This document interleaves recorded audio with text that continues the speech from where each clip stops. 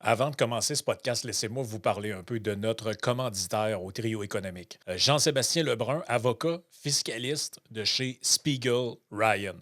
Donc, si vous avez besoin de conseils juridiques professionnels en matière fiscale, Jean-Sébastien Lebrun, avocat, c'est la personne qu'il vous faut. Il offre une gamme complète de services pour répondre à vos besoins en matière d'achat et vente d'entreprise, de planification fiscale et successorale, ainsi que pour résoudre à peu près tous les litiges fiscaux auxquels vous pouvez penser. Il offre un accompagnement personnalisé pour assurer la réussite de vos transactions et de vos affaires fiscales, et ce, partout au Québec et même au-delà des frontières. Contactez-le, Jean-Sébastien Lebrun, au 514-866-9842. Bon épisode.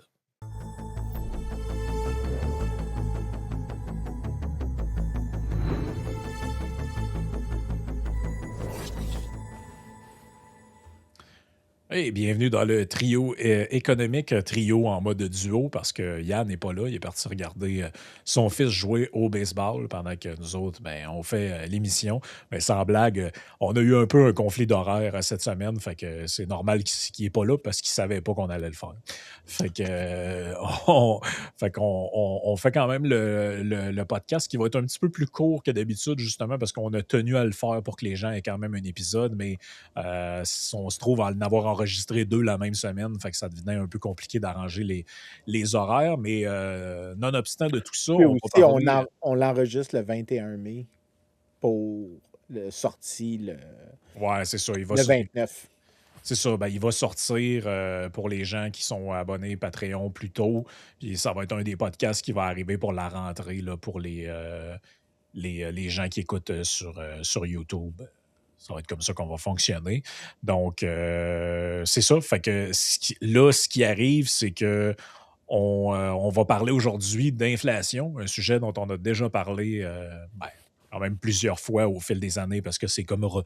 C'est drôle pareil, hein, ça. L'inflation, c'était comme un genre de sujet un peu de libertarien weird. Il y a peut-être, ben, genre pré-COVID, là. Un peu comme genre le standard or. Puis, tu sais, il y a des sujets de même en économie, c'est comme un truc de geek un peu que tu entends parler quand tu vas dans certains cercles, mais c'est redevenu un sujet parce qu'on l'a réexpérimenté. On est sorti de l'espèce de fourchette de 2-3 qu'on avait tout le temps. Puis on l'a réexpérimenté. Mais on va l'aborder d'une manière un peu différente que les autres fois parce qu'on a déjà parlé par le passé des causes de l'inflation. On a parlé, on a fait plusieurs épisodes qui ont touché à ce sujet-là, mais pas spécifiquement comment tu voulais l'amener aujourd'hui, qui est l'inflation. Ben, en fait, comment ça touche les gens les plus pauvres finalement. Ouais, ben en fait, c'est parce que, puis tu peux, si tu as une conversation avec un journaliste, puis ça, c'est parce que pour moi, je fais ça de mon quotidien, travailler sur la mesure du coût de la vie, puis de l'inflation, puis des améliorations du niveau de vie. Puis j'ai réalisé à un moment donné par une conversation, il y a comme à peu près une semaine avec un journaliste, qu'il n'y a aucun journaliste qui s'est demandé une inflation, mettons qu'on dit une inflation de 2%. C'est une inflation de 2% pour qui? Il n'y a aucun journaliste qui s'est posé cette question-là. En fait, souvent, quand tu entends des phrases, par exemple, Gérald Filion est un exemple, clairement, ils comprennent pas exactement qu'est-ce qui se passe derrière l'inflation, puis comment même est-ce qu'elle est mesurée. Puis le but du podcast aujourd'hui, c'est quand on dit que l'inflation est de 2%, est-ce que ça veut dire que tout le monde fait face à la même hausse de prix? Est-ce qu'une personne retraitée a le même taux d'inflation qu'un étudiant, qu'un professionnel urbain, qu'un investisseur? Puis, Est-ce que tu le considères, par exemple, un peu sous l'angle de si on prend l'alimentation, quelqu'un qui a des revenus très faibles, ben, la part de son revenu qui est consacrée à l'alimentation est beaucoup plus élevée que quelqu'un qui a des revenus très élevés. Donc, forcément, si tu tapes de l'inflation, en réalité, si tu es pauvre, ben, ça te fesse dedans encore plus que si tu as des hauts revenus. ben, Parce que la imaginons, part, en fait, le chiffre est le même, mais relativement, c'est beaucoup plus important pour toi, là. bon, ben, imaginons quelque chose comme ça. Le prix des montres diminue chaque année de 10%, puis le prix de la nourriture augmente de 2% par année, puis toutes les autres affaires ne changent absolument pas. OK?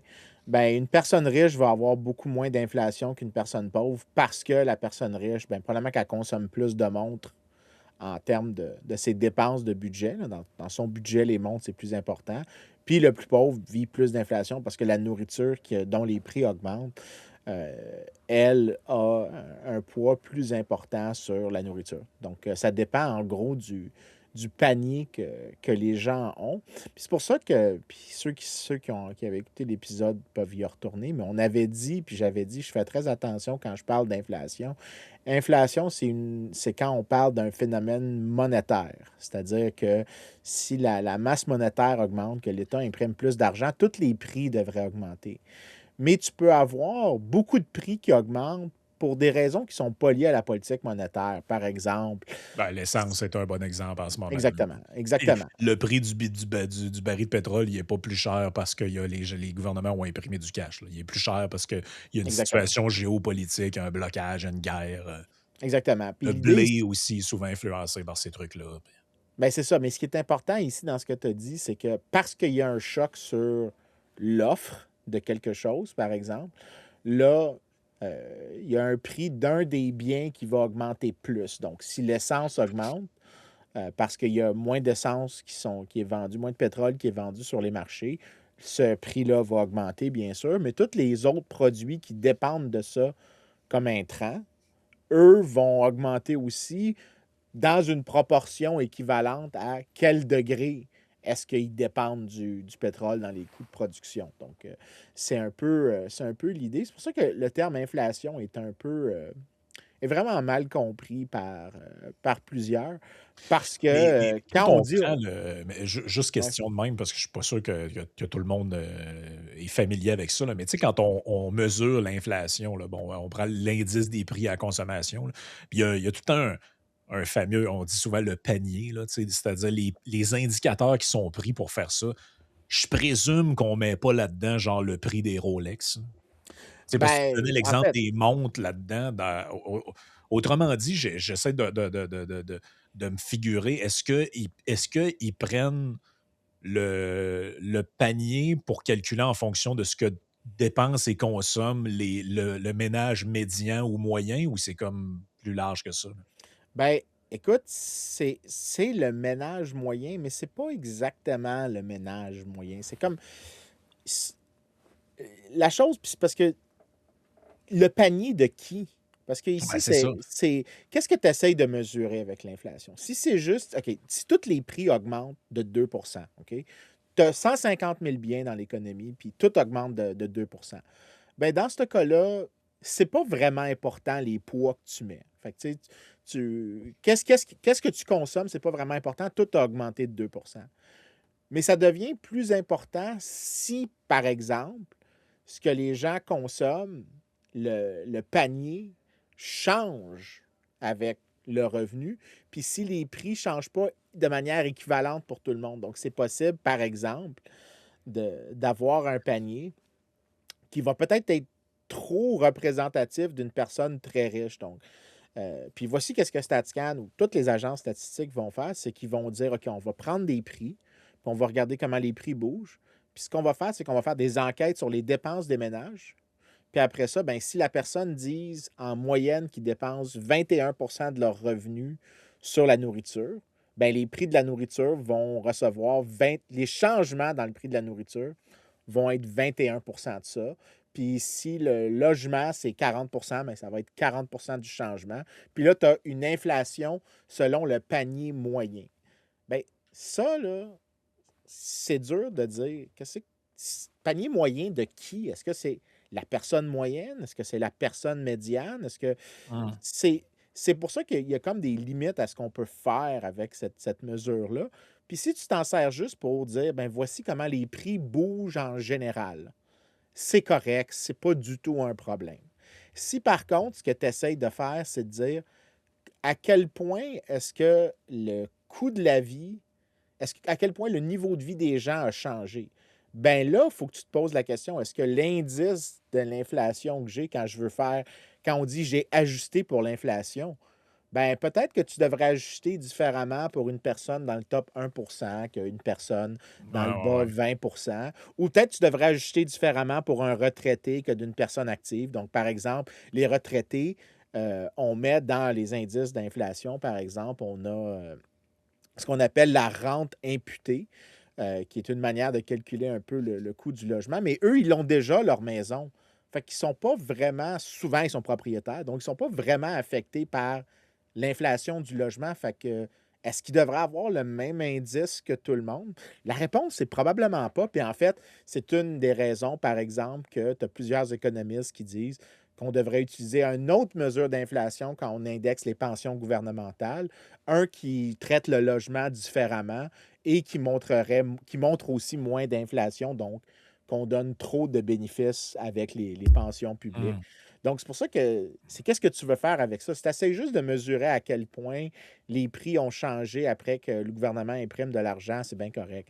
Mais si ce que tu essaies de mesurer, c'est l'évolution du niveau de vie, ben là, il faut que tu te poses plus de questions, comme qu'est-ce que le panier pour qui? Puis pour te donner une idée, là, quand tu prends les indices d'inflation, puis tu dis, OK, on va regarder les poids que les gens mettent sur qu'est-ce qu'ils dépensent sur la nourriture, le logement, l'énergie, les services, les loisirs, l'éducation, peu importe c'est quoi, les transports, tu regardes qu'est-ce qu'ils consomment, puis ça, tu dis, OK, ce que ce moyen-là, donc qu'est-ce que les ménages dépensent en moyenne, c'est représentatif d'une personne à quel niveau de l'échelle des revenus.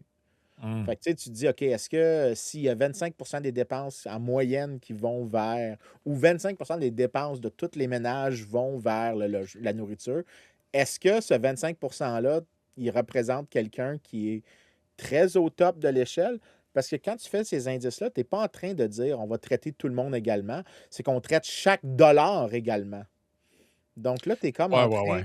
Fait que tu peux avoir un indice d'inflation, tu peux avoir des poids qui représentent des gens très, très hauts dans l'échelle des revenus. Puis quand on regarde, par exemple, au Canada, les poids, donc les poids en question, ils représentent plus quelqu'un comme qui est au 75e centile de l'échelle des revenus, donc dans le top quartile de la distribution. Donc, pas une personne pauvre, mais pas une personne riche, mais définitivement pas une personne pauvre. Donc, on montre des indices qui sont un peu pas représentatifs de, de l'expérience de consommation d'une grande partie de la population. Donc, il faut faire des ajustements.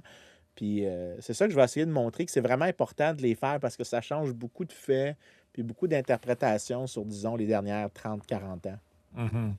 Est-ce qu'on prend en considération là-dedans le fait que tu as des biens pour lesquels la demande est relativement inélastique, là? C'est-à-dire que j'ai pas le choix de manger, j'ai pas le choix de me vêtir, j'ai pas le mais s'il y avait de l'inflation, je sais pas, sur les raquettes de badminton, ben, je peux tout simplement arrêter de jouer au badminton. Ouais, ben ça va essayer. Ils vont essayer de capturer ça quand ils vont faire les mises à jour des enquêtes de dépenses. Donc, en gros, ce qui se passe, c'est que StatScan, disons, 2025, des formulaires sont envoyés. On vous demande de rapporter combien vous avez dépensé sur telle ou telle chose. Puis, vous gardez un inventaire de ça. Puis, vous envoyez vos réponses. Puis là, on garde ces poids-là pour 2, 3, Ouais, 4 ouais. ans. Puis après ça, une autre enquête est faite. Puis là, on recommence. Ben Mmh. ça, c'est généralement, c'est pas exactement comme ça, mais c'est plus ou moins ça qui est fait. Euh, ben, c'est ça l'idée de comment tu gères le problème que tu viens de décrire, c'est qu'il faut que tu fasses des mises à jour fréquentes. Puis c'est ça que des agences statistiques comme StatScan au Canada ou BLS puis BA aux États-Unis font, ou l'Institut de la statistique en France, l'INSEE, je pense qu'ils Ouais, appellent ça. l'INSEE, ouais. C'est ça c'est ça qu'eux autres essayent, ils doivent faire avec ces enquêtes répétées-là. Mais il y a un concept ici qui est vraiment important, puis je vais devoir dire un mot technique, mais je vais l'expliquer pour que les gens comprennent. Ça s'appelle l'homothéticité. Puis c'est un concept que aucun journaliste va avoir entendu, mais qui est vraiment important pour dire, ben, c'est quoi le panier moyen? L'idée de ce terme-là, c'est qu'on utilise le mot homothéticité comme pour décrire les préférences des gens. Si des préférences sont dites homothétiques, ça veut dire que si les revenus augmentent, peu importe qu'est-ce que les gens consomment, ils vont changer dans les mêmes proportions. C'est juste qu'ils Mhm. sont, tout est proportionnellement similaire. Donc, dans un cas comme ça, Ben, c'est un mot qui vient de la géométrie, là. En gros, c'est, exactement.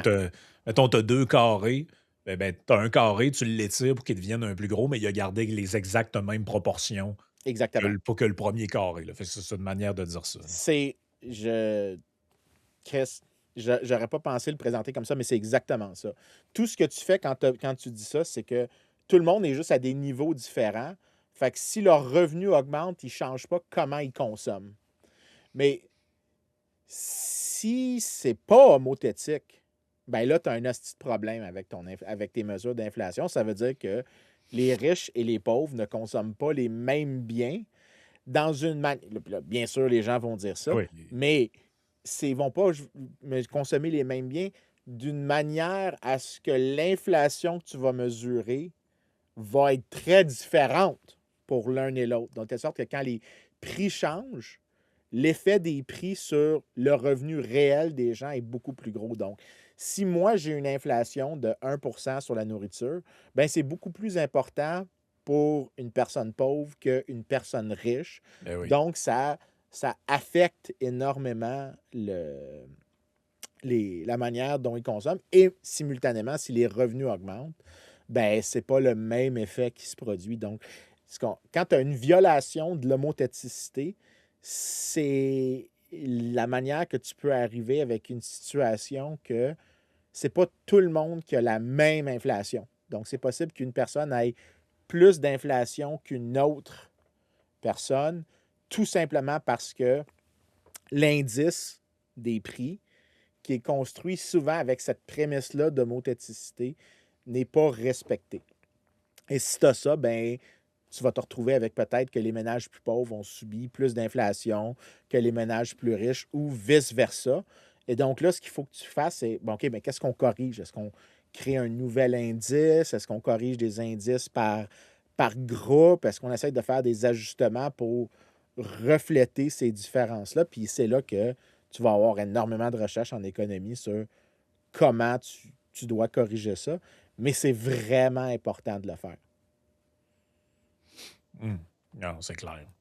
Ben oui, parce que sinon, tu pas, dans le fond, la juste mesure là, de ce que tu essaies de mesurer, là. Ben écoute, juste pour te donner une idée, là, fait que là, j'ai sorti une coupe d'articles, puis je vais montrer des graphiques après, là. Mhm. Mais un des. Puis quand j'enseigne ça à mes étudiants de doc, parce que je leur montre, parce qu'il faut que je leur montre les propriétés mathématiques derrière certains concepts. Puis quand je donne mes cours de doctorat, je dis souvent ce que vous avez vu en économie 101, puis dans tous les autres cours, c'est tout vrai. C'est juste que toutes les choses que vous venez de voir, c'est comme pas mal le principe de base. Le reste, c'est du commentaire là-dessus. Fait que comme, puis j'utilise un terme biblique, la Bible vous dit d'être gentil et généreux avec votre voisin. Tout le reste, c'est du commentaire sur ça. C'est une expression là, Ah qui est ouais. là. Ben, théorie économique, c'est que la courbe de l'offre et la demande est toujours là. La manière dont les gens répondent au prix est toujours décrit de la même manière, mais tu peux avoir des contextes différents avec des conditions différentes. Puis là, tu fais du commentaire sur ce grand concept-là.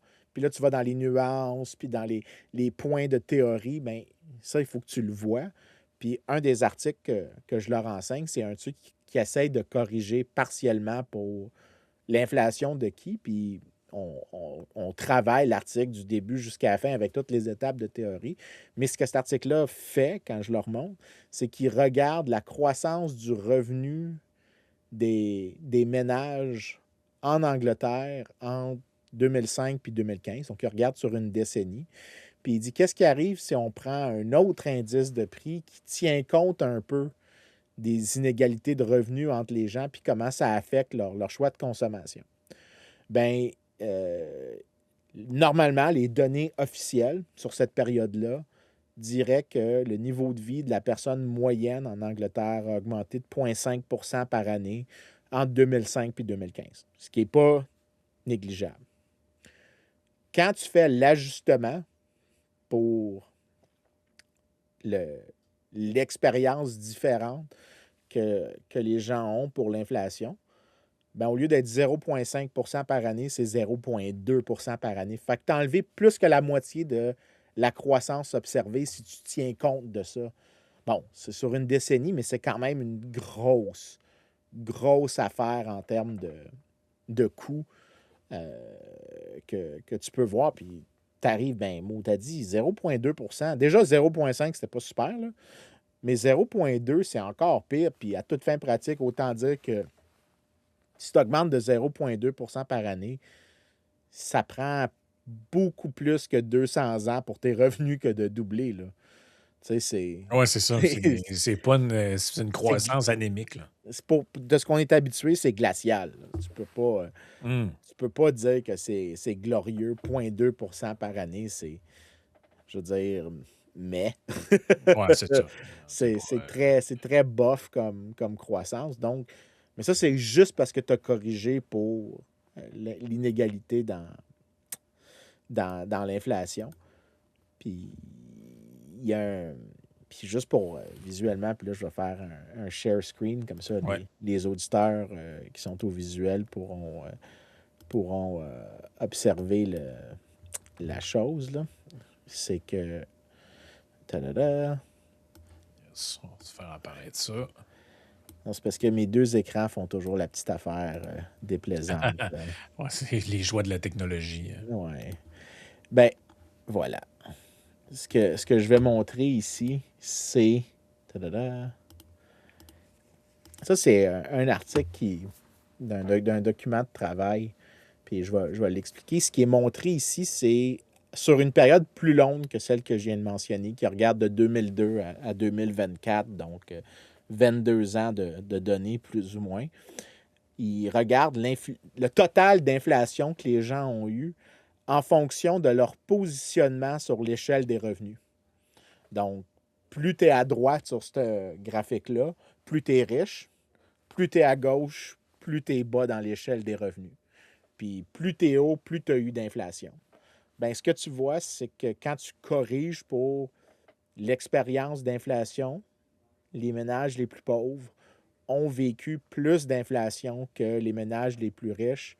Fait que sur les 22 ans en question, un ménage dans le top 1% a vu le coût de la vie augmenter de 75%, mais quelqu'un dans le bas 1% de la population a vu le coût de la vie augmenter quelque part entre 85 et 90%. Donc, une différence de 15 points de pourcentage sur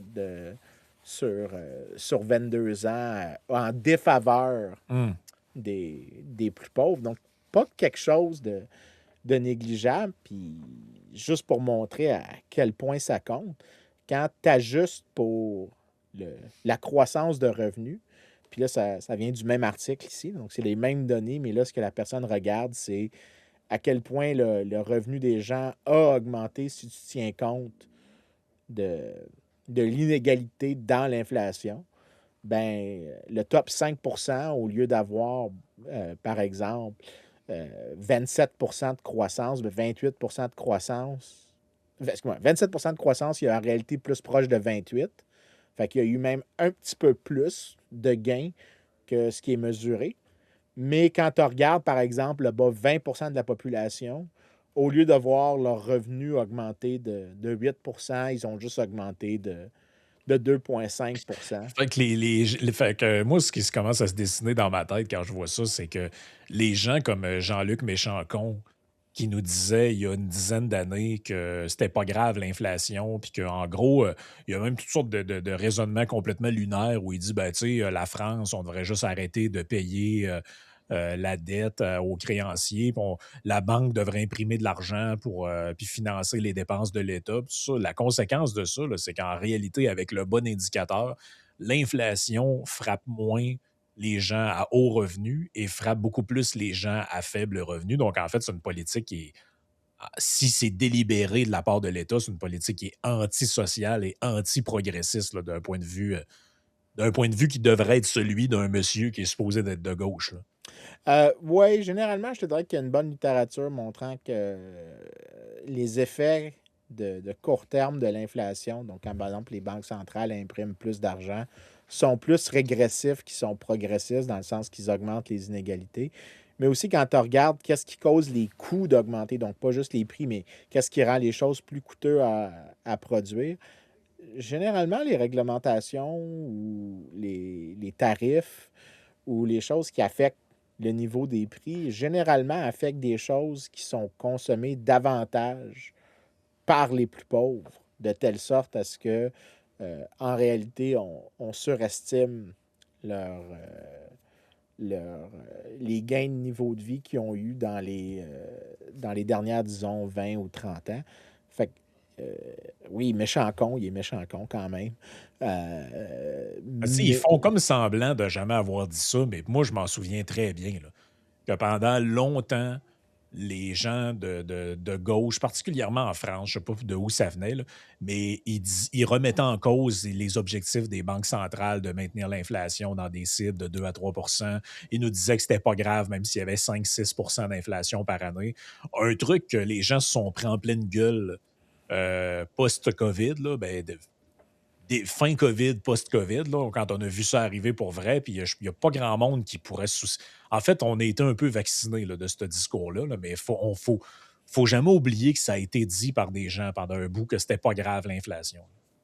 ouais, puis ceux qui l'ont dit devraient peut-être un petit peu avoir honte, là. Euh, mais la chose qui est peut-être un peu plus déprimante, puis je vais rajouter quelque chose, c'est que les deux articles que je venais de te montrer juste avant, ils utilisaient une courte période, puis généralement, jusqu'à tout récemment, c'était tout ce que tu pouvais faire de mieux. Parce qu'il te faut vraiment des super bonnes données pour, pour mesurer l'inflation.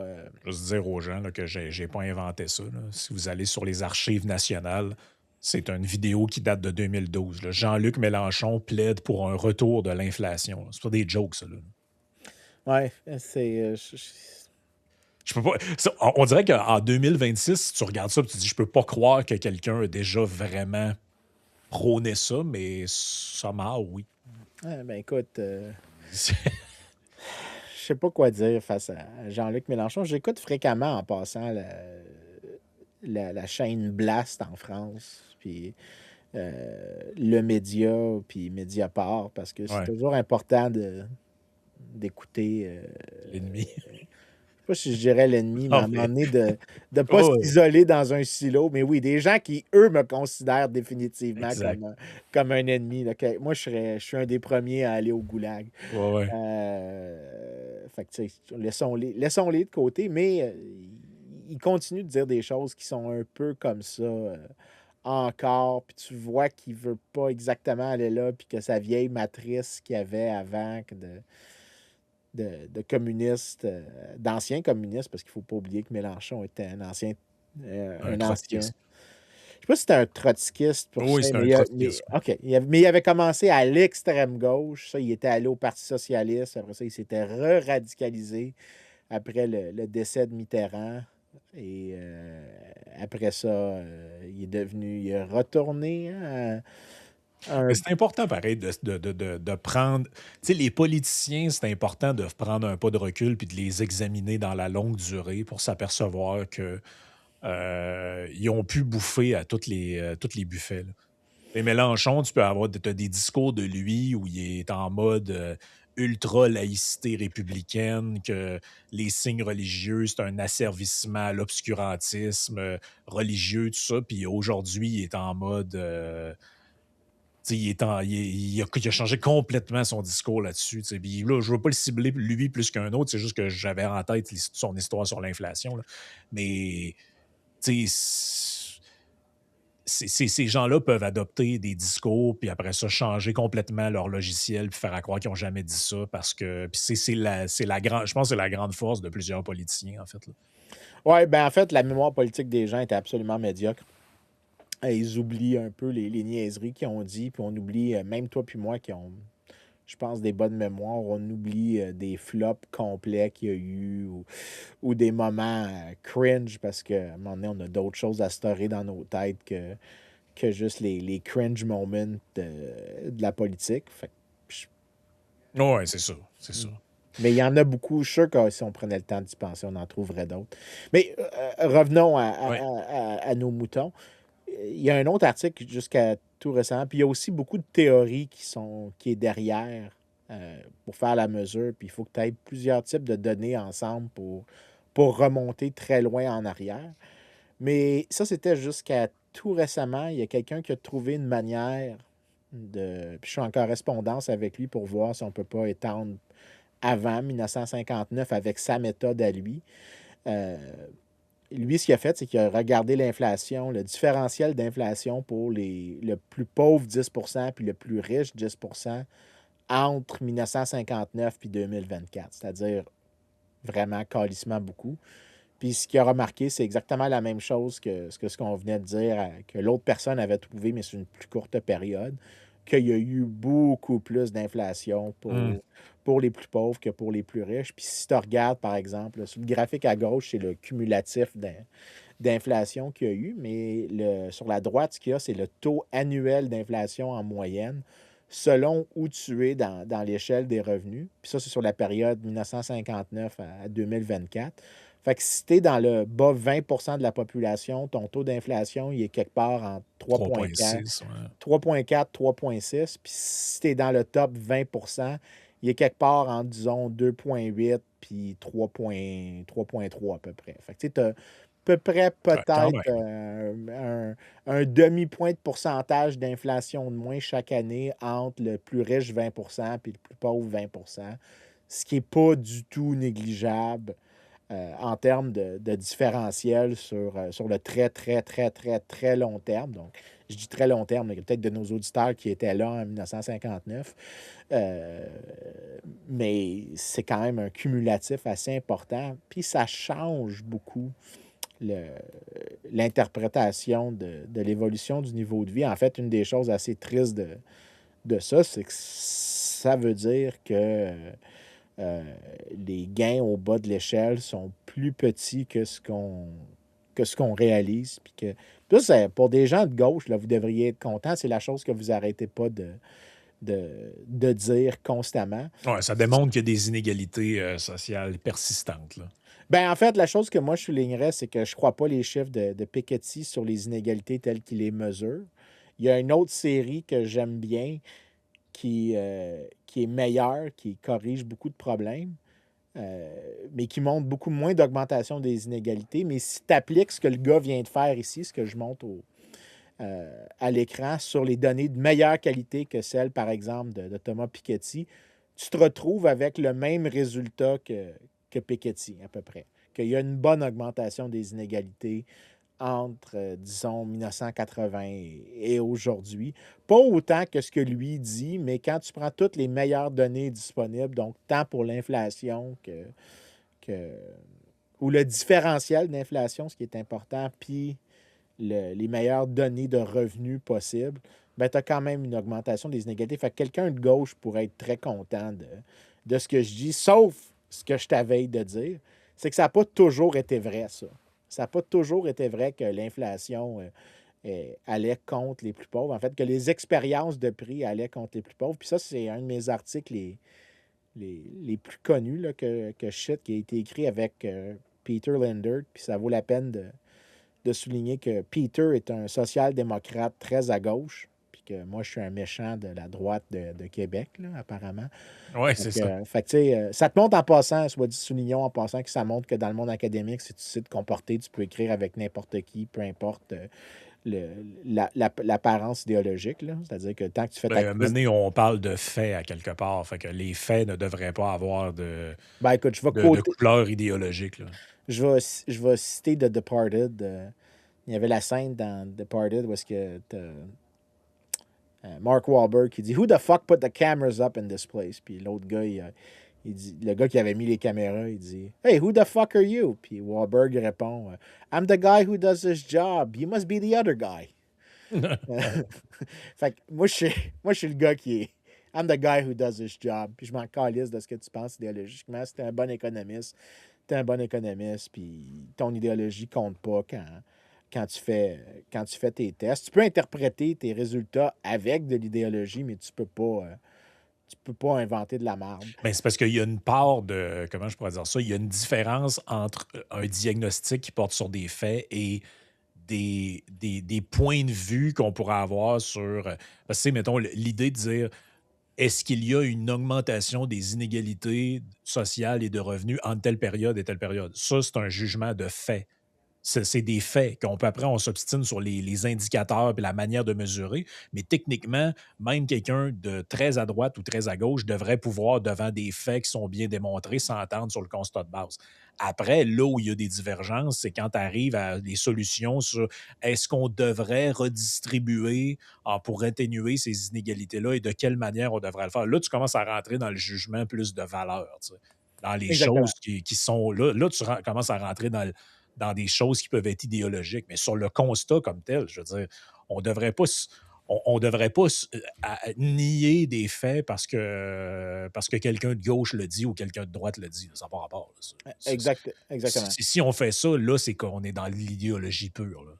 Oui, oui, puis tu as des gens qui font ça. Mais écoute, juste pour te montrer ce que Peter puis moi, Peter avait écrit un livre dans les années 80 où il avait fait un peu ce qu'on est en train de décrire ici, mais avec des données de moins bonne qualité. Puis il l'avait fait juste pour quelques années aux États-Unis. Puis moi, j'ai dit, écoute, j'ai des données sur le Canada, j'ai collecté toutes les données pour les États-Unis pour un autre projet. Qu'est-ce que tu dirais qu'on collabore, puis qu'on revisite ce que tu avais écrit dans ton livre avec des nouvelles données?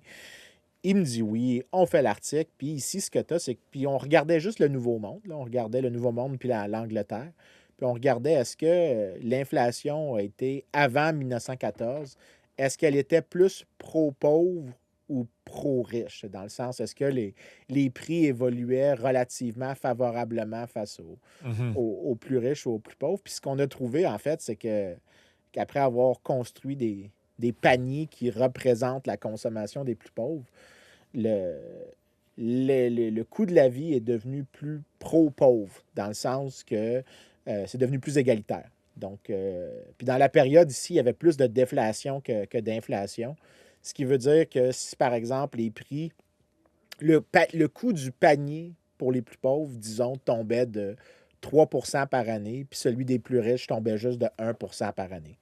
Donc, le coût de la vie pour les plus pauvres diminuait massivement pendant la période avant la Première Guerre mondiale, puis de beaucoup, là, à telle sorte que, puis le graphique ici, quand ça monte, ça veut dire que c'est plus égalitaire, dans le sens que l'écart du coût de la vie entre les plus pauvres et les plus riches diminue. Et ce que moi puis Peter, on avait trouvé, c'est que les États-Unis étaient vraiment très égalitaires.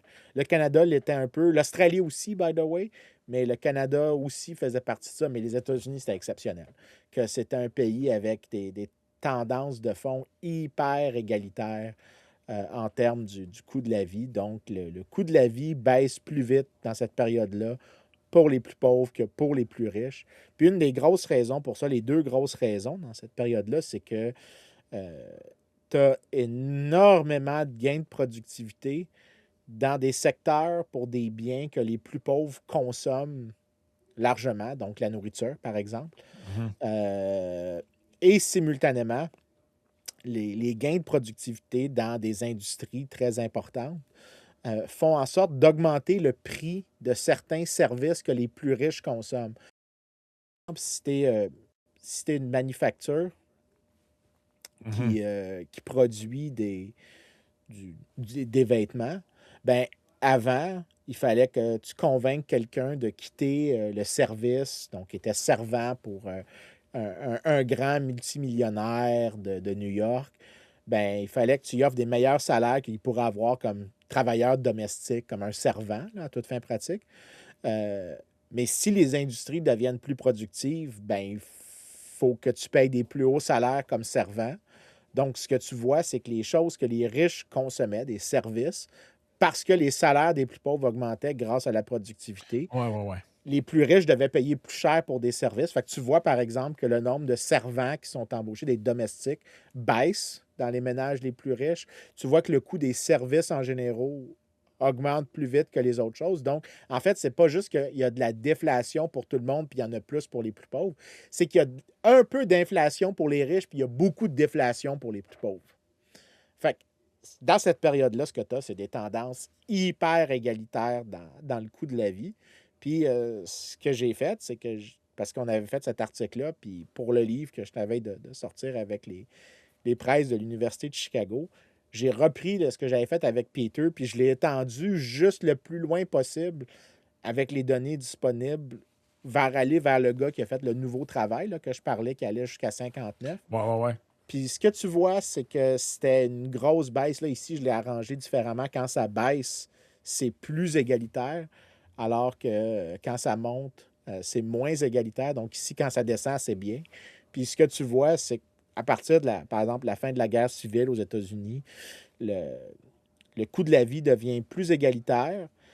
Si ça avait continué à la même vitesse après la Première Guerre mondiale, ça aurait été encore plus. Mais il y a eu quand même une petite continuation du mouvement égalitaire du coût de la vie jusqu'à la Deuxième Guerre mondiale, dépendant de comment Mais tu c'est drôle, mesures. pareil, que ça a l'air à changer cette tendance-là avec l'arrivée des grands programmes sociaux, de la social-démocratie, puis de Ben, tout pour ça. les États-Unis, non, parce que l'État-providence aux États-Unis apparaît vraiment dans les années 30 puis 40. Donc, c'est pas tant lié à ça. Puis pour Ben ouais, l'instant, mais ce que je veux dire, c'est que ça aurait dû être un accélérateur oui, oui. de supprimer des inégalités, c'est ça que je veux dire, là. Oui, ça aurait dû, mais c'est juste que quand tu prends ce que je te montre ici, là, puis que tu corriges les données de revenus, c'est que tu réalises que les plus pauvres, dans la période qui est là, jusqu'à 1940, ont eu beaucoup plus de gains que ce que les données actuelles montrent parce que le coût de la vie des plus pauvres a baissé beaucoup plus vite que ce que les données officielles montrent. Donc, les Hmm. gains. Fait que les chiffres usuels montrent que sur la période, disons, 1865 à la Première Guerre mondiale, par année, en moyenne, le bas 90 des gens aux États-Unis avaient 1 de croissance par année, bon an, mal an. OK? Euh, Quand tu corriges pour ça, tu montes à peu près 1,5. OK. Donc, quand même des hosties de gros gains qui. C'est quoi qui fait que ça change? Tu sais, puis, parce qu'au début, on disait aujourd'hui, l'inflation, ben, ça touche davantage justement les pauvres, les riches en sont moins victimes. C'est quoi qui crée ça? Ben, aussi, ben, j'imagine qu'il n'y a pas juste un facteur, là, mais il y a une tendance clairement que c'est comme inversé finalement. Ouais, ben c'est là que moi, ça, c'est quelque chose que c'est purement la. Je peux pas dire pourquoi la tendance s'est renversée, mais je peux dire une des raisons pourquoi, ultimement, aujourd'hui, c'est plus élevé. Donc, c'est possible qu'il y ait plusieurs facteurs qui jouent, mais il y en a un que je sais qui compte, c'est que la réglementation, en général, est très anti-pauvre. Puis c'est ça quelque chose que Hum. je dis depuis plusieurs années. Puis là, ça vient d'un. Là, ici, je cite un article dans Public Choice de de Diana Thomas, James Bailey puis Joe Anderson.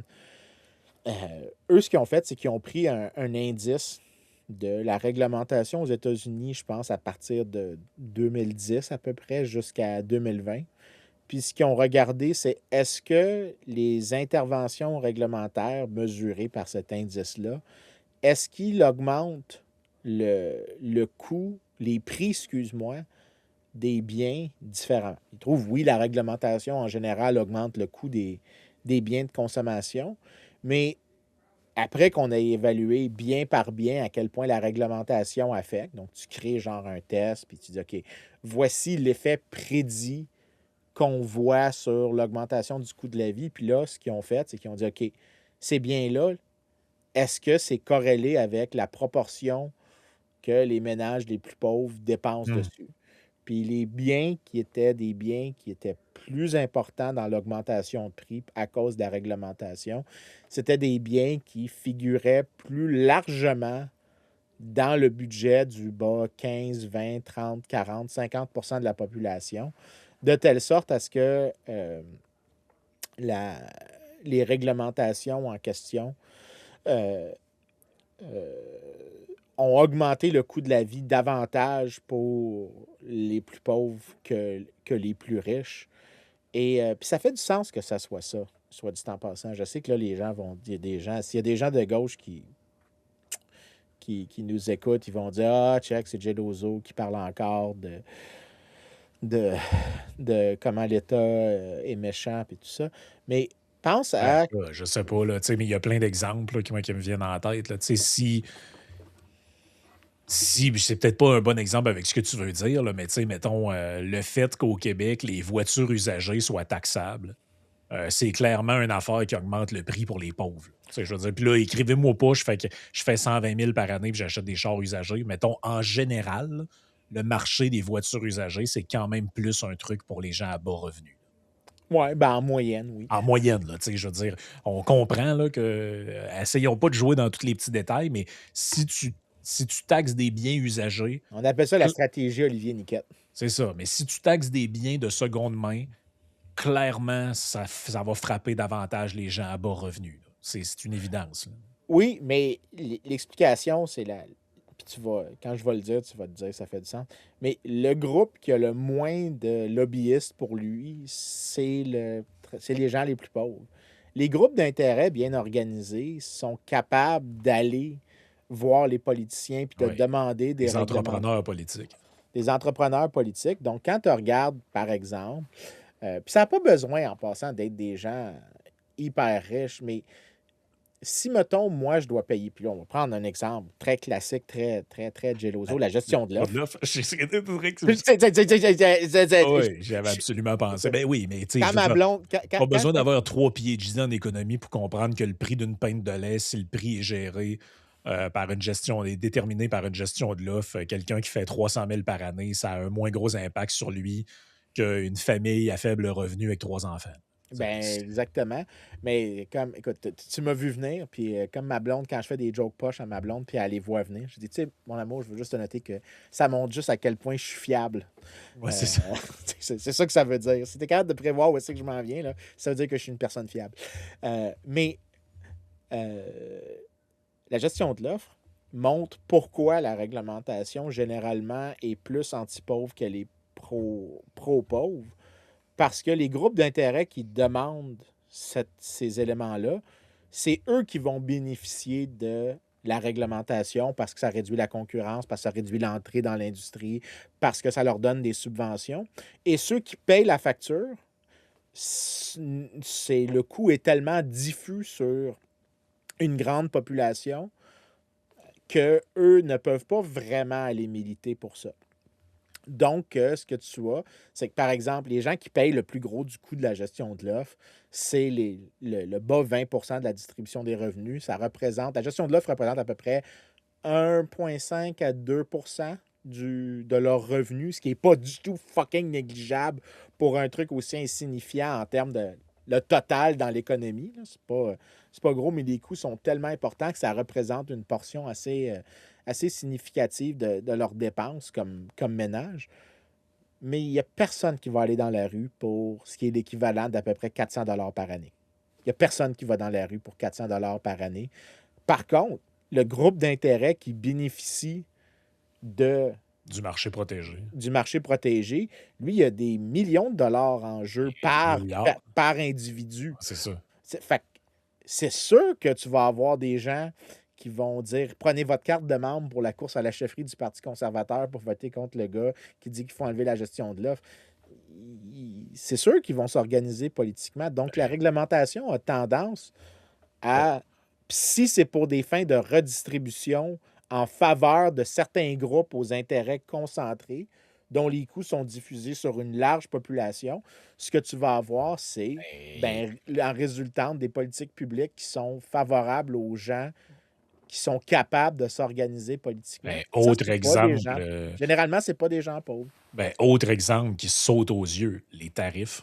Exactement, les tarifs. Et les tarifs, je veux dire, puis là, vous pouvez sortir de l'exemple de Trump, là, parce qu'il y en a au Canada aussi. Là. Mais tu sais, le fait de mettre des tarifs de 100% sur les véhicules chinois, je suis désolé, ça fait l'affaire des lobbies de constructeurs automobiles, ça fait l'affaire de toute l'industrie qui fabrique parce qu'ils se mettent à l'abri d'une concurrence étrangère qu'eux jugent déloyale. Mais ceux qui sont les victimes de ça, c'est ceux qui pourraient être intéressés à acheter des véhicules moins chers pour qui l'entrée de ces produits-là correspondrait, signifierait une forme de déflation du prix moyen d'un automobile qu'on pourrait acheter.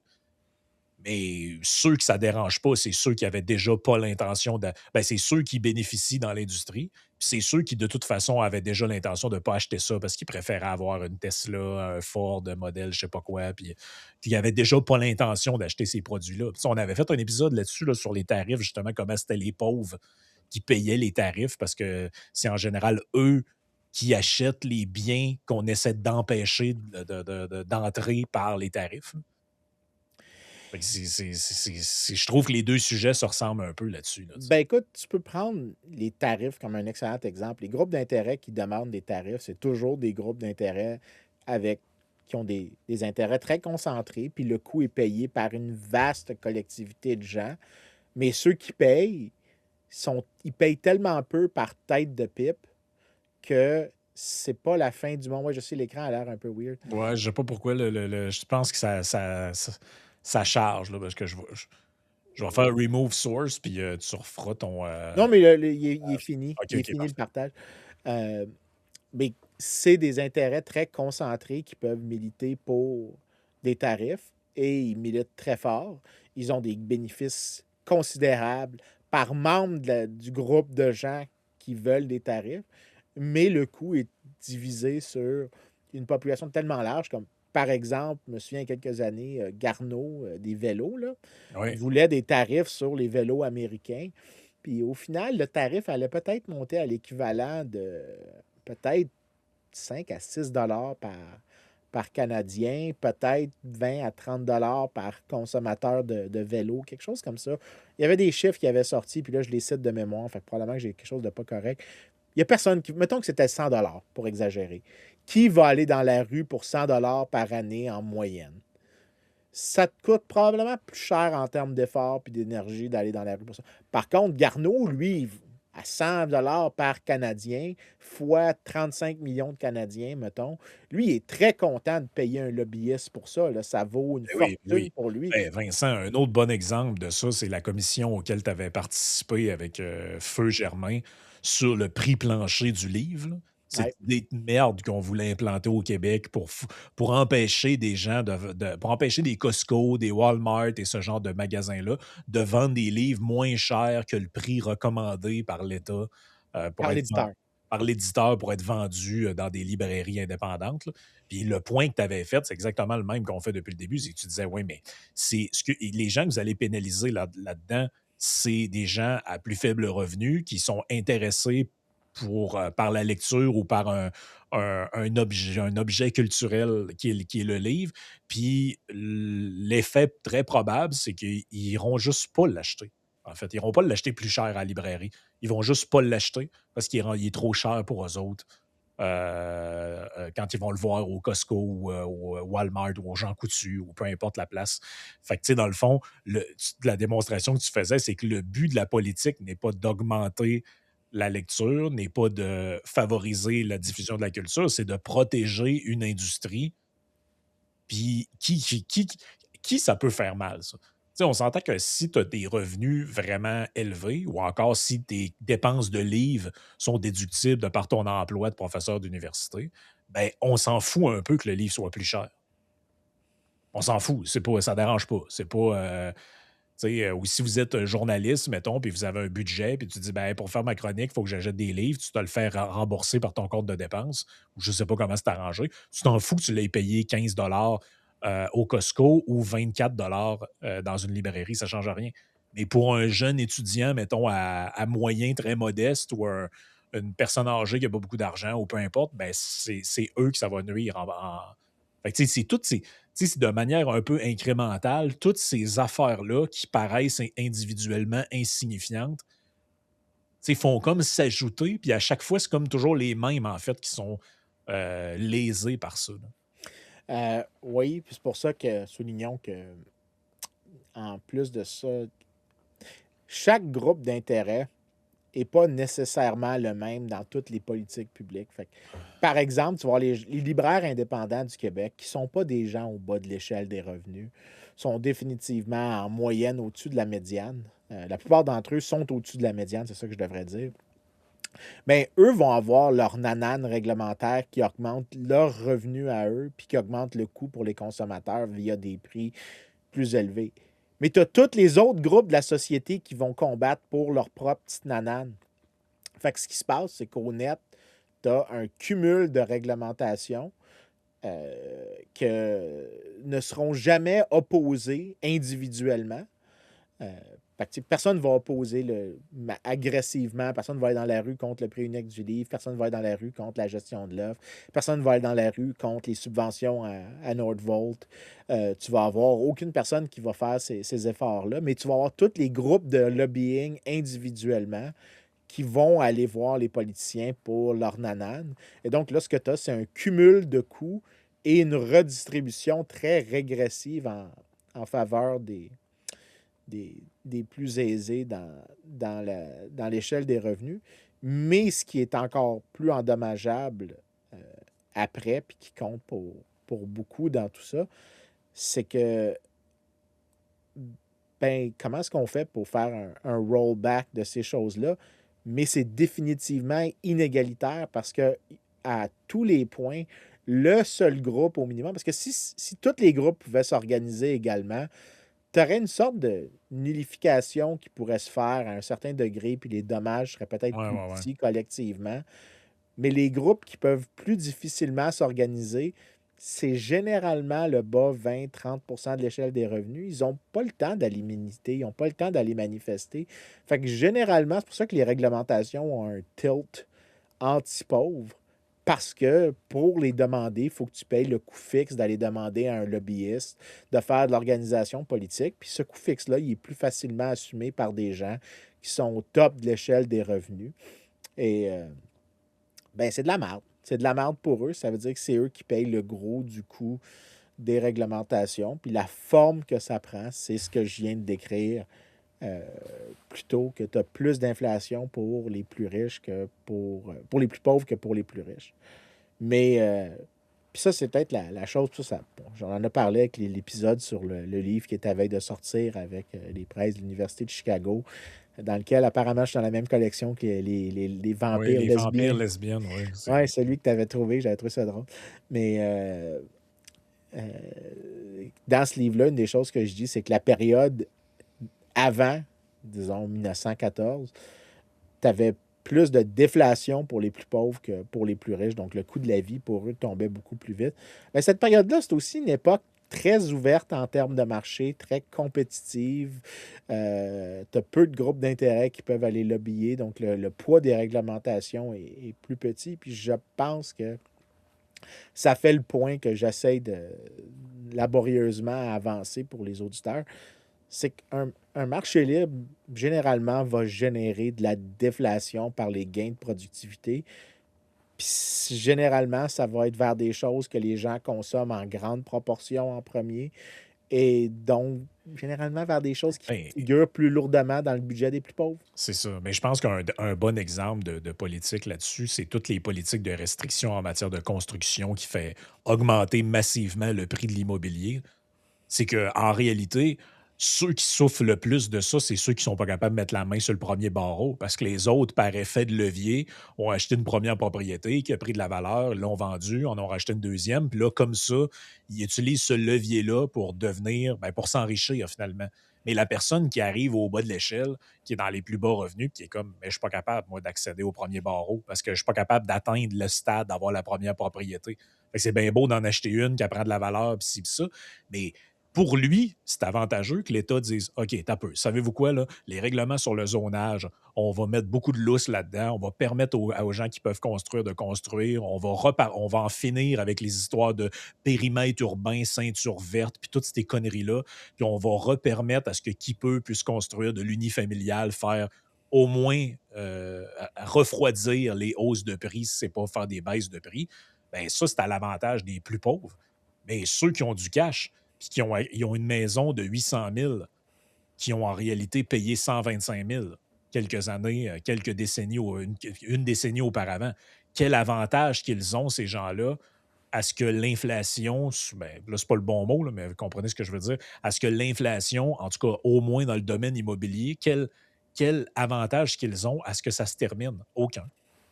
Non, pour eux, c'est un Aucun trans. avantage. Pour eux, Ben, c'est pour ça. c'est un levier d'enrichissement.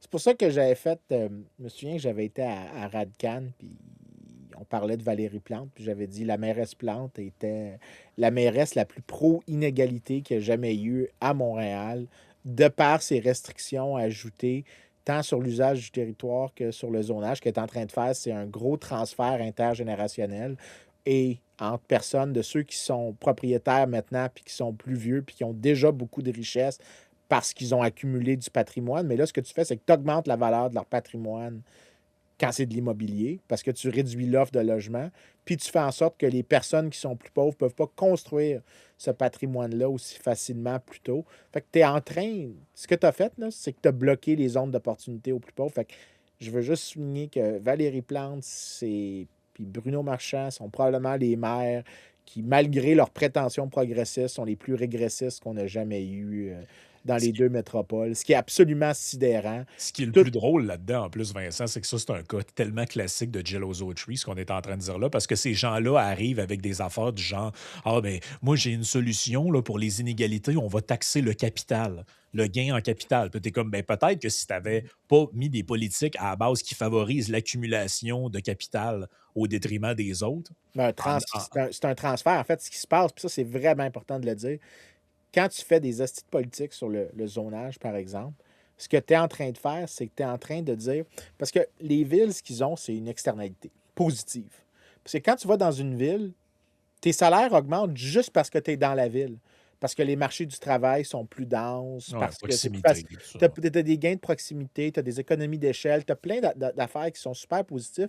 Fait que quand tu regardes les enquêtes, les études d'économétriques sur le sujet, il y a ce qu'on appelle des urban premium de qu'est-ce que tu gagnes d'être en ville qui n'est pas expliqué par autre chose que d'être en ville. Ben, c'est à peu près 10 à 15% de plus. Puis ça, on tient compte de ton éducation, on tient compte de tout. Là. Fait que tu as Ouais. quand même t'as un bon premium à être dans la ville. Mais c'est qui capture ça? Il n'y a personne qui capture ça. Ce n'est pas des firmes qui produisent ça. C'est juste l'effet d'être à une place en particulier. Parce que la place, parce que les gens vont ensemble, il y a un bénéfice de on va être ensemble, puis ça génère un bénéfice pour tout le monde. Si tu réduis l'accès à la ville, ce que tu es en train de faire, c'est que tu prends ce premium-là, puis tu es en train de le capitaliser dans le prix des terrains, parce que les gens veulent toujours continuer d'aller vers cette place-là.